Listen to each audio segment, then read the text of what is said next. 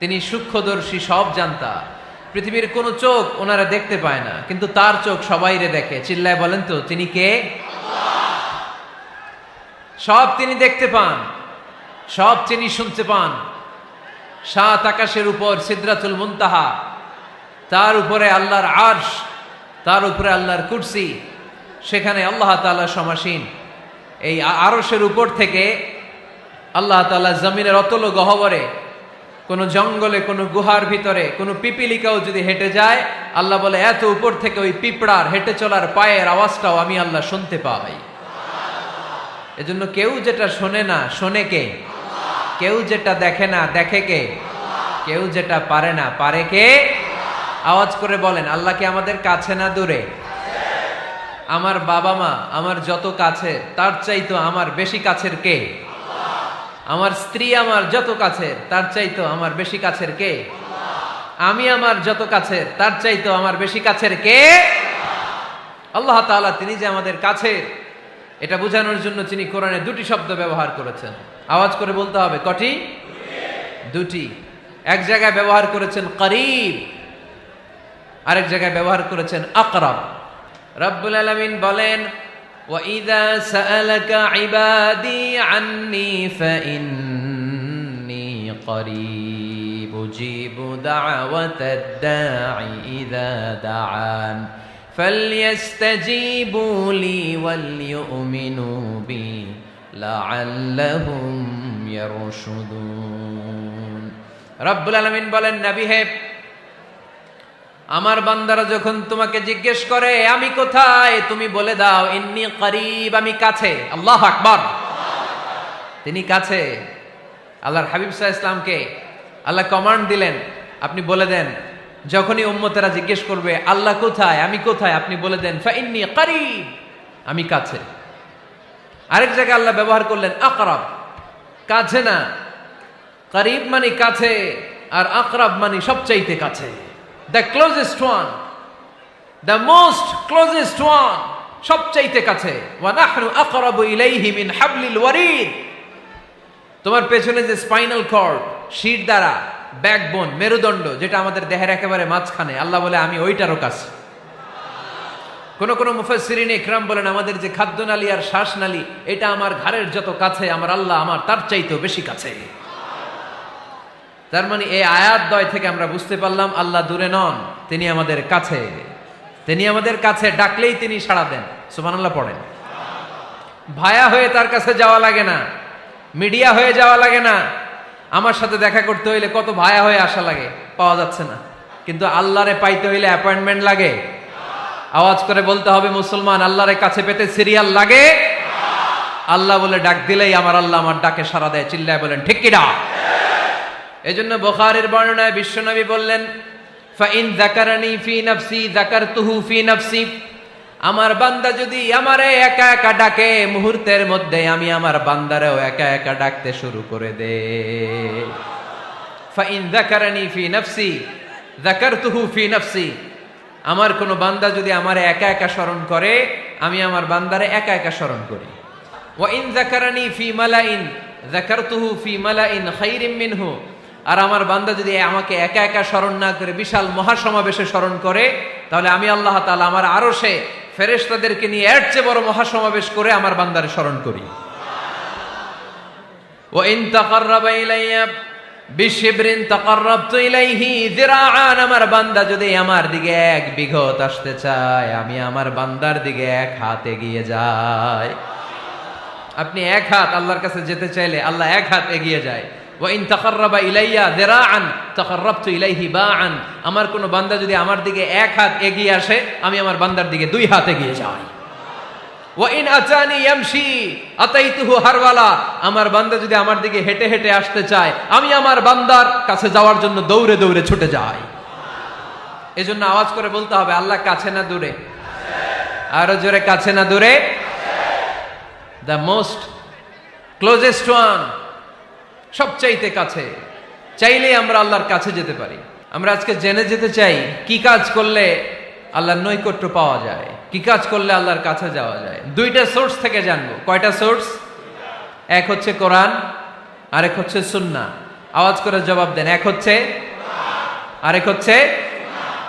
তো আসেন কোরআনকে আমরা জিজ্ঞেস করি, কোরআন তুমি আমাদেরকে বলো কি করে আমরা আল্লাহর কাছে যেতে পারি, কি করে আমরা আল্লাহর কাছের বান্দা হতে পারি, কি করে আমরা আল্লাহ তাআলার নৈকট্য পেতে পারি। এবার কোরআন আমাদেরকে প্রেসক্রিপশন দিচ্ছে, শোনো, তোমরা যদি আল্লাহর নৈকট্যপ্রাপ্ত বান্দা হতে চাও তাহলে সেজদায় লুটিয়ে পড়ো। কোরআনের নির্দেশ হচ্ছে সেজদায় লুটিয়ে পড়ো, আল্লাহর নৈকট্য হাসিল করো। ওয়াসজুদ ওয়াক্তারিব, সূরা আলাকের শেষ আয়াতের শেষাংশে আল্লাহ আমাদেরকে শিখাইয়া দিচ্ছেন, আমার কাছে আসতে চাও, ওয়াসজুদ, সেজদায় লুটিয়ে পড়ো, ওয়াক্তারিব, আমার কাছে চলে আসো। সুবহানাল্লাহ পড়েন। বান্দা যখন সেজদায় লুটিয়ে পড়ে তখন বান্দা আল্লাহ তাআলার সবচেয়ে কাছে চলে যায়। ফাকসিরু ফিহি দুআ, তাই তোমরা বেশি বেশি দোয়া করো। সেজদায়ে নত হও, অশ্রু ছাড়ো, প্রভুর শরণে হৃদয় গাড়ো। সেজদায়ে নত হও, অশ্রু ছাড়ো, প্রভুর শরণে হৃদয় গাড়ো। প্রাণ খুলে সব ব্যথা বলো প্রভুকে, বলো প্রভুকে। রাত কি কেটে যাবে ঘুমে অলসে, রাত কি কেটে যাবে ঘুমে অলসে। তুমি কি জানবে না তোমার নিজেকে, প্রভুকে। রাত কি কেটে যাবে ঘুমে অলসে, ঠিক কিনা? ঘুমে অলসে আমাদের রাত কেটে যায়, সেজদা দেওয়ার সময় নাই। কখন প্রভুর দরবারে হাজিরা দেব, কখন সেজদা দেব? আল্লাহর হাবিব সাল্লাল্লাহু আলাইহি ওয়াসাল্লাম বললেন, আকরাবু মা ইয়াকুনুল আবদু মির রাব্বিহি ওয়া হুয়া সাজিদ ফাকসিরু ফিহি দুআ। তোমরা যখন সেজদায় লুটিয়ে পড়ো তখন তোমরা আল্লাহর সবচাইতে কাছে চলে যাও। এজন্য ওই সময় বেশি বেশি আল্লাহর কাছে চেয়ে নাও। সুবহানাল্লাহ পড়েন। মনের যত আকুতি আছে, যত জ্বালা আছে, যত বেদনা, সেজদায় পড়ে আল্লাহরে বলার দরকার আছে না নাই? কারণ কেউ যেটা শোনে না, শোনে কে? পরীক্ষায় ভালো করতে চান, সেজদায় লুটিয়ে পড়ে আল্লাহরে বলেন। নেককার স্ত্রী চান, সেজদায় পড়ে আল্লাহরে বলেন। নেককার সন্তান চান, সেজদায় লুটিয়ে পড়ে আল্লাহরে বলেন। বিসিএস পরীক্ষায় টিকতে চান, সেজদায় লুটিয়ে পড়ে আল্লাহকে বলেন। পাসপোর্ট দিয়ে রেখেছেন, ভিসা হয় না, সেজদায় লুটিয়ে পড়ে আল্লাহরে বলেন। মনের যত জ্বালা, যত যন্ত্রণা, যত আকুতি, যত হাহাকার, সেজদায় লুটিয়ে পড়ে আল্লাহরে বলেন। কারণ আল্লাহর দরবার এমন দরবার, এই দরবার থেকে কেউ কোনোদিন খালি হাতে ফিরে না। চিল্লায় বলেন ঠিক কিনা? কেউ ফিরে না খালি হাতে আল্লাহরে তোর দরবারেতে, তাই না? আকরাবু মা ইয়াকুনুল আবদু মির রাব্বিহি ওয়া হুয়া সাজিদ। বান্দা যখন সেজদায় লুটিয়ে পড়ে, বান্দা আল্লাহর সবচাইতে কাছে চলে যায়। এই কথাটা মনে থাকবে আপনাদের সবার। আমরা কখন আল্লাহর সবচেয়ে কাছে যাই? আওয়াজ করে বলেন। যখন আমরা সেজদায় পড়ে থাকি। আপাত দৃষ্টিতে মনে হয় সেজদাটা যখন দেই জায়নামাজের উপরে আমার কপালটা পড়ে, সেজদাটা যখন দেই মসজিদের টাইলসের উপরে আমার সেজদাটা পড়ে, সেজদাটা যখন দেই মনে হয় যে মসজিদের কাপড়ের উপর আমার কপালটা পড়ে। কিন্তু বিশ্বনবী বলেন, না, তোমার কপালটা আল্লাহর কুদরতি পায়ের উপরে পড়ে। আকরাবু মা ইয়াকুনুল আবদু মির রাব্বিহি ওয়া হুয়া সাজিদ। বান্দা যখন সেজদায় লুটিয়ে পড়ে, বান্দা আল্লাহর সবচাইতে কাছে চলে যায়। তাহলে কোরআন আমাদেরকে জানালো, যদি আল্লাহর প্রিয় হতে চাও সেজদায় লুটিয়ে পড়ো। আল্লাহর প্রিয় হতে চাইলে কি করব? আওয়াজ করে বলেন কি করতে হবে? আল্লাহর হাবিব সাল্লাল্লাহু আলাইহি ওয়াসাল্লাম লম্বা সময় ধরে রাতে সেজদায় পড়ে থাকতেন। আল্লাহর হাবিব সাল্লাল্লাহু আলাইহি ওয়াসাল্লামের সাহাবারা সব সময় লম্বা লম্বা রুকু দিতেন, লম্বা লম্বা সেজদা দিতেন। কিন্তু আমরা রুকুর মধ্যে তাড়াহুড়ো করি, সেজদা দিতে যে তাড়াহুড়ো করি, এরকম আছে না নাই? আপনারা তাড়াহুড়ো করেন? করবেন না আমার ভাইয়েরা। There is no rushing in সালাহ। সালাতে তাড়াহুড়ো নেই। There is no hastiness in সালাহ। সালাতে কোনো তাড়াহুড়ো নেই। সল্লু সালাতান মুআদ্দিআ। এমন ভাবে নামাজে দাঁড়াবেন মনে করবেন এটাই হতে পারে আমার জীবনের শেষ নামাজ, ঠিক কিনা? পারফর্ম দ্য সালাহ as if this is your last and final prayer. এমন ভাবে মুসল্লায় দাঁড়ান মনে করেন এটাই হতে পারে জীবনের শেষ নামাজ, this is my last chance. এখন বাজে 3:30। কেউ যদি বলে আসরের যে নামাজটা পড়বেন এটাই আপনার জীবনের শেষ নামাজ, ওই নামাজ আপনি তাড়াহুড়া করবেন? কথা বলেন। আরে কাঁদতে কাঁদতে আপনি শেষ। এত সুন্দর অজু বানাবেন, এত সুন্দর আতর মেখে যায় নামাজ বিছিয়ে পাঞ্জাবিটা পরে আপনি নামাজে দাঁড়াবেন, রুকুতে কি সুন্দর রুকু করবেন, লম্বা সময় সেজদা করে চোখের পানি দিয়ে তো সেদিন আপনার যায় নামাজ আপনি ভিজিয়ে দিবেন, ঠিক কিনা? কেন এমনটা করবেন? কারণ আপনি জেনে গিয়েছেন এটাই আমার শেষ নামাজ, তাই না? তো প্রতিটা নামাজের সময় এই জিনিসটা ভাবলে সমস্যা কোথায়? আমরা যে আরো আধা ঘন্টা এখানকার সবাই বেঁচে থাকবো কোনো গ্যারান্টি আছে? আরো 10 মিনিট হায়াত পাবো, গ্যারান্টি? 5 মিনিট, 2 মিনিট, শ্বাস যেটা নিলাম, ব্রেথ ইন করলাম, এটার ব্রেথ আউট করতে পারবো, কোনো গ্যারান্টি আছে? তো প্রতিটা সালাতের মুসল্লায় যখন দাঁড়াই এই চিন্তাটা আমাদের মাথায় আসে না কেন যে এটাই আমার শেষ নামাজ? সল্লু সালাতান মুআদ্দিন। যখনই নামাজে আমরা দাঁড়াবো আমরা ভাববো হতে পারে এটাই আমার জীবনের শেষ নামাজ, এটাই জীবনের, ভাবা যাবে? আর লম্বা চূড়া রুকু করবেন, লম্বা সেজদা করবেন, রুকুতে পিঠটা সোজা রাখবেন। আল্লাহর হাবিব সাল্লাল্লাহু আলাইহি ওয়াসাল্লাম যখন রুকু করতেন পিঠটা থাকতো স্ট্রেট ফরওয়ার্ড, বাঁকাও না উঁচুও না, ওয়াকানা বাইনা যালিক। সাহাবারা বলতেন আল্লাহর হাবিব সাল্লাল্লাহু আলাইহি ওয়াসাল্লামের রুকুর পিঠের উপরে পানি ভর্তি কোনো গ্লাস রেখে দিলে গ্লাসটাও কাঁপবে না, পানিটাও পড়বে না। তার মানে বাঁকা ছিল পিঠ, তাই না? কি ছিল? সোজা। আবার আল্লাহর হাবিব সাল্লাল্লাহু আলাইহি ওয়াসাল্লাম বললেন সবচেয়ে বড় চোর যে নামাজে চুরি করে। সাহাবারা বললেন কাইফা ইয়াসরিকু ফিস সালাহ, নামাজে কেমনে চুরি করে? আল্লাহর হাবিব সাল্লাল্লাহু আলাইহি ওয়াসাল্লাম বললেন ইয়াসরিকু ফি রুকুইহি ওয়া সুজুদিহি, রুকু সেজদায় চুরি করে। এরকম নামাজ চোর আছে না নাই? রুকু থেকে সোজা হয়ে দাঁড়িয়ে কয়েক সেকেন্ড আপনি রিল্যাক্স করবেন। প্রথম সেজদা দিয়ে আপনি সোজা হয়ে বসে কয়েক সেকেন্ড রিল্যাক্স করবেন। কি করবেন? রিল্যাক্স। আওয়াজ করে পড়েন সবাই, রিল্যাক্স। নামাজে তাড়াহুড়ো নাই, সালাত হচ্ছে মেডিটেশন, রিল্যাক্স।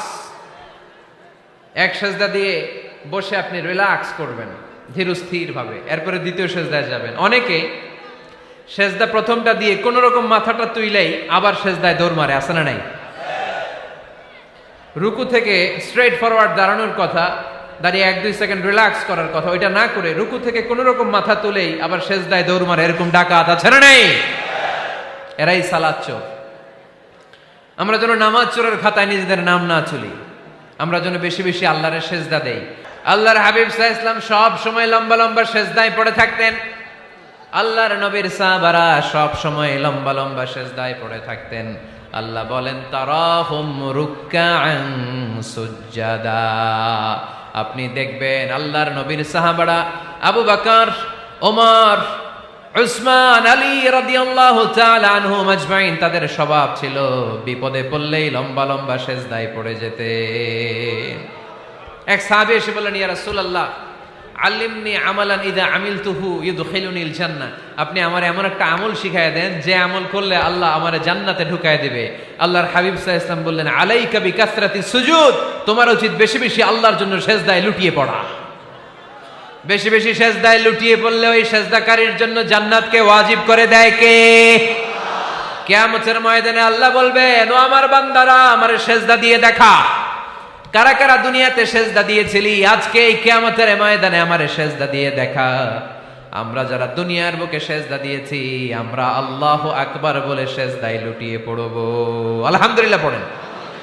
আর যারা দুনিয়ার বুকে সেজদা দেয় নাই, মসজিদে যায় নাই, সেজদাকারীদের সাথে আন্দোলন করে নাই, তারা সেদিন অনেক চেষ্টা করেও তাদের পিঠটারে বাঁকা করতে পারবে না।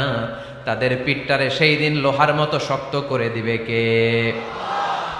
يوم يكشف عن ساق ويدعون إلى السجود فلا يستطيعون।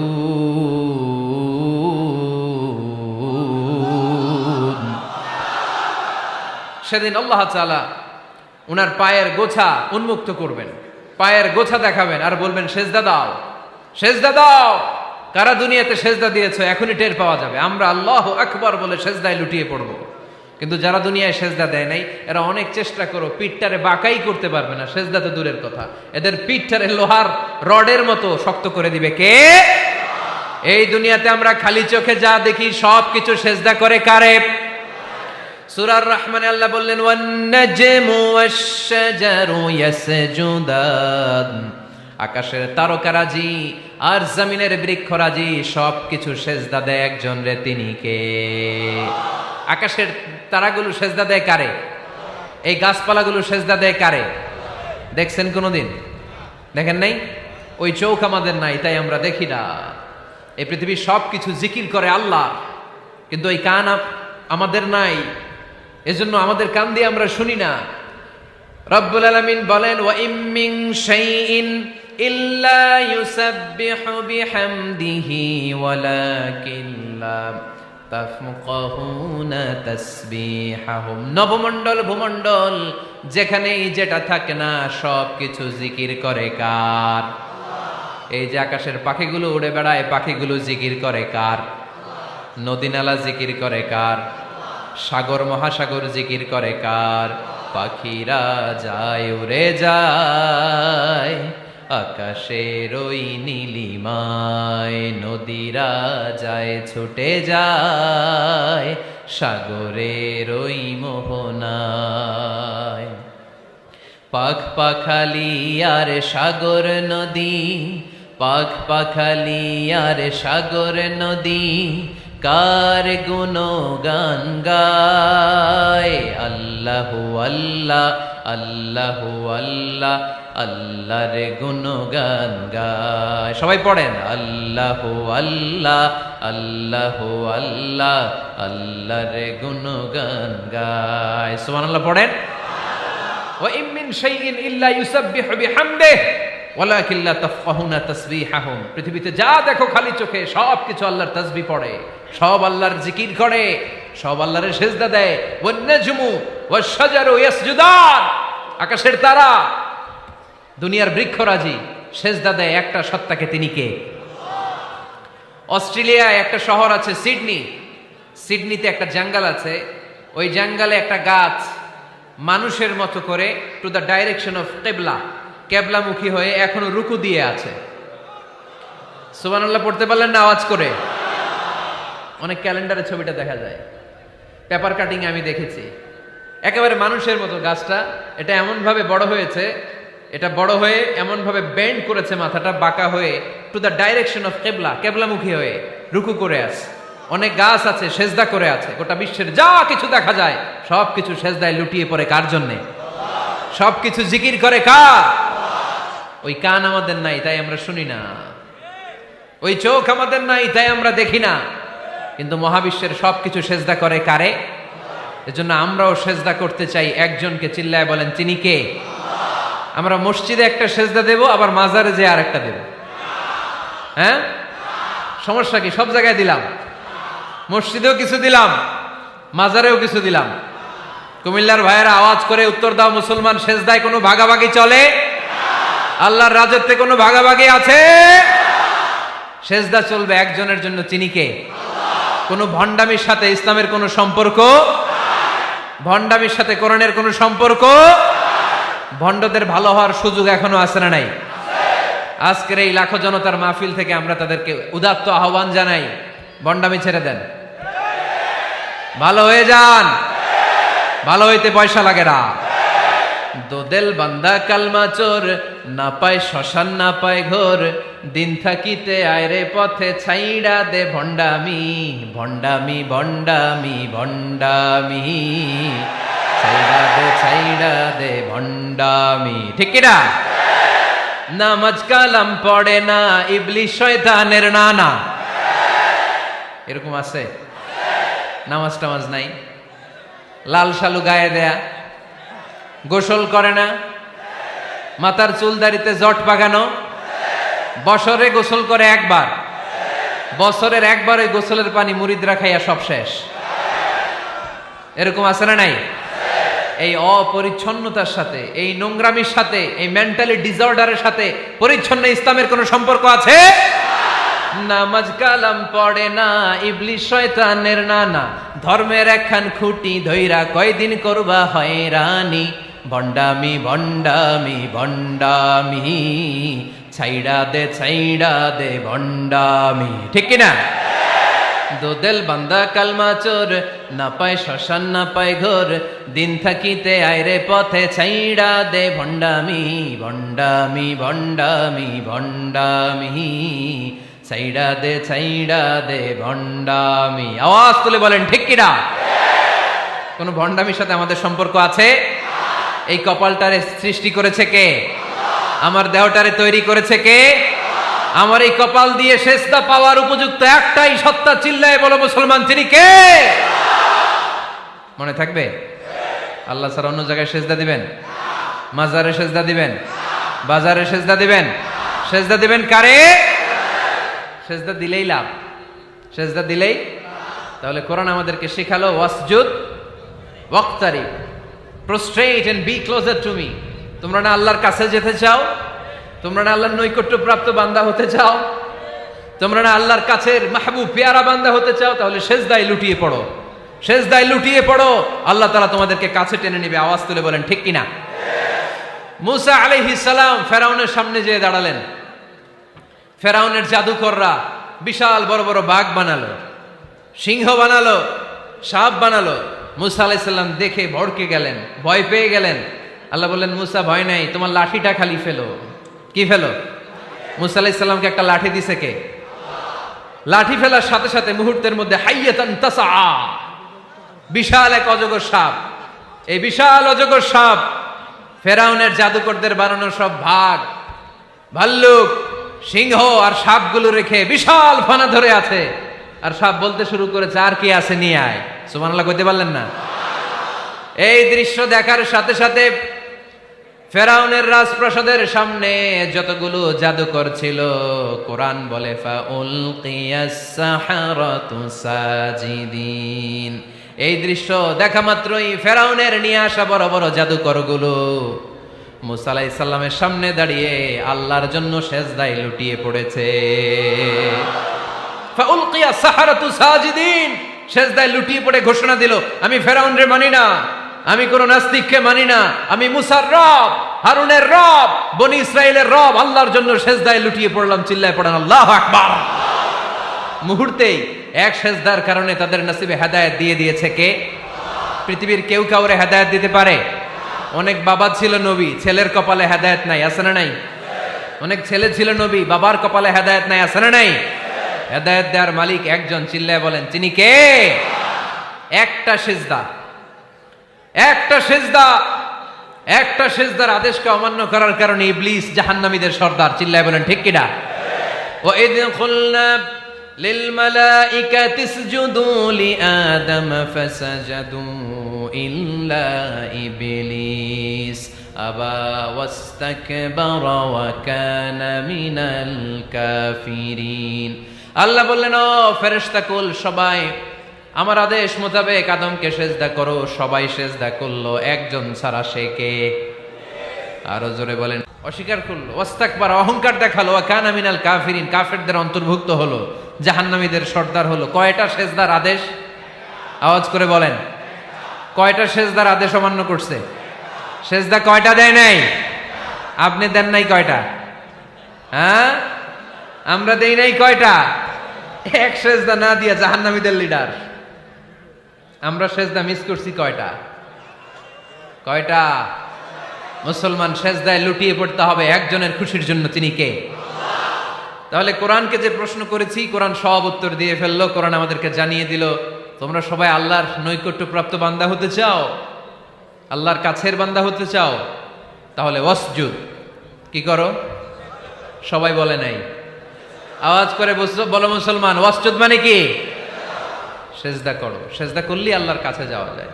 মনের যত জ্বালা যন্ত্রণা দুঃখ ব্যথা আপনি সেজদায় পড়ে আল্লাহরে বলেন। কোনো ভায়া লাগবে না, কোনো মিডিয়া লাগে না, কোনো সিরিয়াল লাগে না, কোনো অ্যাপয়েন্টমেন্ট লাগে না। ডাকতে দেরি, ডাকে সাড়া দিতে দেরি হয় না। তাহলে কোরআনের আলোকে আজকে আমরা জেনে গেলাম আল্লাহর কাছে যেতে হলে সেজদায় লুটিয়ে পড়তে হয়। সুন্নাহকে যদি আমরা জিজ্ঞেস করি বিশ্বনবী রেখে যাওয়া সুন্নাতে যদি আমরা একটু তালাশ করি, একটু স্ক্যানিং করি, একটু চোখ গোলাই, তাহলে সুন্নাহ আমাদেরকে বলে বেশি বেশি নফল ইবাদত করো আর আল্লাহর নৈকট্য হাসিল করো। নফল ইবাদত আওয়াজ করে বলতে হবে। সুন্নাহ কি বলে? বুখারীর বর্ণনা, আল্লাহর হাবিব সাল্লাল্লাহু আলাইহি ওয়াসাল্লাম বলেন, মা ইয়াজালু আবদি ইয়াতাকাররাবু ইলাইয়া বিন-নওয়াফিল, বান্দা যত বেশি নফল ইবাদত করতে থাকে, করতে করতে করতে করতে বান্দা আমার কাছের নৈকট্য প্রাপ্ত বান্দা হয়ে যায়। হাত্তা উহিব্বাহু, এরপর আমি আমার বান্দারে এত ভালোবাসি, কুনতু সামআহুল্লাযী ইয়াসমাউ বিহি, বান্দা যখন শুনে সে তার নিজের কান দিয়ে শুনে না, আমি আল্লাহর কানে শুনে। কুনতু বাসারাহুল্লাযী ইউবসিরু বিহি, বান্দা যখন দেখে নিজের চোখে দেখে না, আমি আল্লাহর চোখে দেখে।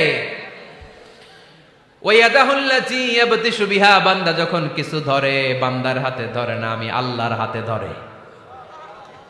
ওয়ারিজলাহুল্লাতী ইয়ামশি বিহা, বান্দা যখন হেঁটে যায় ওর নিজের পায়ে হাঁটে না, কেমন যেন আমি আল্লাহর পায়ে হাঁটে। আওয়াজ করে বলতে হবে আল্লাহু আকবার। মানে আল্লাহ বুঝাতে চাইলেন আমি তখন তার কান হয়ে যাই, আমি তখন তার চোখ হয়ে যাই, আমি তখন তার হাত হয়ে যাই, আমি তখন তার পা হয়ে যাই, আমার আর তার মাঝে আর কোনো ফারাক থাকে না, সে আমার একেবারে নিকটে চলে আসে। আওয়াজ করে পড়েন সুবহানাল্লাহ। এজন্য বিশ্বনবী সাল্লাল্লাহু আলাইহি ওয়াসাল্লাম বদরের প্রান্তরে তলোয়ার নাই, ঘোড়া নাই, ওট নাই, সৈন্য সামন্ত নাই, না খেয়ে হাড্ডি সারা ৩১৩ জন মুসলমানকে নিয়ে আল্লাহর উপর ভরসা করে বদরের প্রান্তরে দাঁড়ালেন। আর ওইদিকে কাফেরদের সৈন্যবাহিনী ছিল ১,০০০। কয় হাজার? মুসলমান কয়জন? মাত্র ৩১৩ জন। ওদের কাছে অস্ত্র শস্ত্রে সজ্জিত সেনাবাহিনী, বিশ্বনবীর ৩১৩ জনের কাছে তলোয়ার নাই, ঘোড়া নাই, কিচ্ছু নাই। বিশ্বনবী আল্লাহর উপর ভরসা করে এক মুষ্টি বালি নিয়ে, ওয়াশাহাতিল ওযু, কাফেরদের চোখগুলো ধ্বংস হোক বলে তিনি বালুগুলো ছড়িয়ে দিলেন। মুহূর্তের মধ্যে ১,০০০ সৈন্যবাহিনীর কাফের সৈনিকদের চোখের মধ্যে ধূলিকণা পৌঁছে দিল কে? আল্লাহর হাবিব সাল্লাল্লাহু আলাইহি ওয়াসাল্লাম বদরের প্রান্তর থেকে এক মুষ্টি বালু নিয়ে বললেন শাহাতিল ওযু, বলে তিনি বালু ছুড়ে মারলেন। ১,০০০ সৈন্যবাহিনীর চোখের মধ্যে বালু ছড়াই দিছে কে? বুঝে শুনে উত্তর দিয়েন। এখানে ১,০০০ লোক দাঁড়ানো, আমি বালু নিলাম, গায়ের যত জোর আছে সবার চোখের দিকে মারলাম। ১,০০০ জনের চোখের ভিতরে ঢুকবে? সর্বোচ্চ ৫ জন, বেশি হইলে ১০ জন, তার চেয়ে বেশি হইলে ২০ জন, বেশি হইলে ৫০ জন। বুঝে শুনে উত্তর দিয়েন। আমার মুষ্টিবদ্ধ বালু ছুঁড়ে মারলে ১,০০০ মানুষের চোখের মধ্যে পড়বে? আওয়াজ করে বলেন পড়বে। এজন্য আল্লাহ বলেন নবী ওটা তুমি মারো নাই, ওটা আমি মারছি। সুবহানাল্লাহ নাই? আল্লাহ বিশ্বনবীরে ডেকে বলেন ওমা রামাইতা ইয রামাইতা ওয়ালাকিন্নাল্লাহা রামা। নবী হে, বালু তুমি ঠিকই তোমার হাতে নিয়েছো, কিন্তু আমি আল্লাহ নিজ দায়িত্বে ১,০০০ কাফেরের চোখের ভেতরে বালুগুলো পৌঁছে দিয়েছি। তাহলে বান্দা যখন নফল ইবাদত করে তখন বান্দার হাত আর বান্দার হাত থাকে না, ওইখানে আল্লাহর হাত যুক্ত হয়ে যায়। বান্দার পা থাকে না, সেখানে আল্লাহর পা যুক্ত হয়ে যায়। বান্দা যখন দেখে নিজ চোখে দেখে না, আল্লাহর দৃষ্টিশক্তি সেখানে যুক্ত হয়ে যায়। চিল্লায় বলেন ঠিক কিনা? এজন্য নফল ইবাদত করতে রাজি আছেন তো? সুনানে তিরমিজির বর্ণনায় আল্লাহর হাবিব সাল্লাল্লাহু আলাইহি ওয়াসাল্লাম বললেন হাদিসে কুদসি, কিয়ামতের দিন বান্দার যখন ফরজে ঘাটতি হবে, কিসে ঘাটতি হবে? ফরজে। আল্লাহ পাক বলবেন উনজুরু হাল্লি আবদি মিন তাতাওয়ু, ও ফেরেশতারা দেখো তো আমার বান্দা নফল করছে কিনা। ফরজে যেহেতু তার ঘাটতি, দেখো তো আমার বান্দার কোনো নফল ইবাদত আছে কিনা। ফেরেশতারা বলবে আছে। আল্লাহ বলবেন তাহলে ফরজগুলার যেহেতু ঘাটতি, নফল থেকে কিছু এনে ফরজে বসাই দিয়ে ওগুলোর ফরজ বানায় দাও। এজন্য নফল ইবাদতের দরকার আছে না নাই? ফরজ তো করাই লাগবে, এটা কম্পালসারি, এটার মাফ নাই, এটা অব্লিগেটরি। নফল করে আল্লাহর কাছে যাওয়া যায়। নফল হচ্ছে ওভারটাইম, যে আল্লাহর কাছে যেতে হলে কি করতে হয়? সেজদা দিতে হয়। আর সুন্নাহর আলোকে আমরা জানলাম আল্লাহর কাছে যেতে হলে কি করার মাধ্যমে কাছে যেতে হয়? আওয়াজ করে বলেন নফল ইবাদত করতে রাজি আছেন সবাই? সবচাইতে শ্রেষ্ঠ নফল ইবাদত হচ্ছে কোরআনের তেলাওয়াত, ঠিক কিনা? আল্লাহর হাবিব সাল্লাল্লাহু আলাইহি ওয়াসাল্লাম বললেন নফল ইবাদতের মাধ্যমে আল্লাহর কাছে যেতে চাও, নৈকট্যপ্রাপ্ত বান্দা হতে চাও, আফদলুল ইবাদাতি তিলাওয়াতুল কোরআন। সবচাইতে যত নফল ইবাদতের লিস্ট হতে পারে, এই লিস্টে র্যাঙ্কিং এ ১ নাম্বার থাকবে কোরআনের তেলাওয়াত। এই কোরআন তেলাওয়াত করতে রাজি আছেন তো? আমার হাতে যে কিতাবটার নাম কি? সবাই বলতে পারেন নাই? আওয়াজ করে বলেন তো কিতাবটার নাম? এই কিতাবে ভুল আছে? সন্দেহ আছে? সংশয় আছে? এটা আলোর পথ দেখায়। এই কিতাব মানুষকে মানুষের মতো মানুষ বানায়, ঠিক কিনা? গরুর পেট থেকে বেরোলে ওটা গরু, ছাগলের পেট থেকে বেরোলে ওটা ছাগল হয়, মানুষের পেট থেকে বেরোলে ওটা মানুষ হয় না, ওটার মানুষ বানাইতে হয়। মানুষ বানানোর জন্য কোরআন পড়ার দরকার আছে না নাই? তাহলে নফল আবাদত করে আমরা আল্লাহর নৈকট্য পেতে চাই। এক নাম্বার যে আবাদতের কথা আপনাদেরকে শোনালাম সেটা হচ্ছে কোরআনের তেলাওয়াত। রাজি আছেন সবাই? ফজরের পরেই এই নিমসার এলাকায়, এই কুমিল্লা এলাকায় কোরআনের সুমধুর বাণীতে আমাদের গ্রামগুলো মুখরিত থাকতে হবে। আওয়াজ করে বলেন ঠিক কিনা? একটা সময় ছিল আমার বাংলার ৬৮,০০০ গ্রাম থেকে ফজরের পর কোরআনের ধ্বনি শোনা যেত। ৬৮,০০০ গ্রাম থেকে মক্তবগুলো থেকে আল্লাহর বাণী শোনা যেত। কিন্তু এখন নানা ষড়যন্ত্রের কবলে পড়ে আমাদের মক্তব বন্ধ হচ্ছে, আমাদের কোরআন তেলাওয়াত থেমে যাচ্ছে। কোরআনের তেলাওয়াত কশিনকালেও থামায় দেওয়া যাবে না। চিল্লায় বলেন ঠিক কিনা? রোজ সকালে শুনতাম আগে আল কোরআনের বাণী রে, আল কোরআনের বাণী। এখন শুনি সারে গামার দীপ্ত ফ্যান ফ্যানানি। ধর্মপ্রাণ মুসলমান আজকাল হয়েছে মডার্ন। ধর্মপ্রাণ ধর্মপ্রাণ আমরা বড়ই ধর্মপ্রাণ। নামাজ রোজার কিছু নাই, ভুলেও ধরি না কোরআন। ধর্মপ্রাণ ঠিক কিনা? প্রতিদিন কোরআন শিখায় যে তার পকেট যায় ফাঁকা রে, তার পকেট যায় ফাঁকা। সপ্তাহে 2 দিন গান শিখায় যে নেয় তো 1000 টাকা। ধর্মপ্রাণ মুসলমান আজকাল হয়েছে মডার্ন। ধর্মপ্রাণ ধর্মপ্রাণ আমরা বড়ই ধর্মপ্রাণ। নামাজ রোজার কিছু নাই, ভুলেও ধরি না কোরআন। ধর্মপ্রাণ। আমরা কি এমন ধর্মপ্রাণ হতে চাই? ফজরের পর আমাদের সিলেবাস কি? কোরআন তেলাওয়াত। আওয়াজ করে সবাই বলেন, ফজরের সালাতের পরে আমাদের প্রতিটি পরিবারে, প্রতিটি ঘরের সিলেবাস কি? তাহলে কোরআন তেলাওয়াত করব। 2 নাম্বার তাহাজ্জুদের সালাত পড়ব। ফজরই তো পড়তে পারি না, তাহাজ্জুদ পড়ব কখন? তাহাজ্জুদ পড়লে আপনার মর্যাদা বাড়ায় দিবে কে?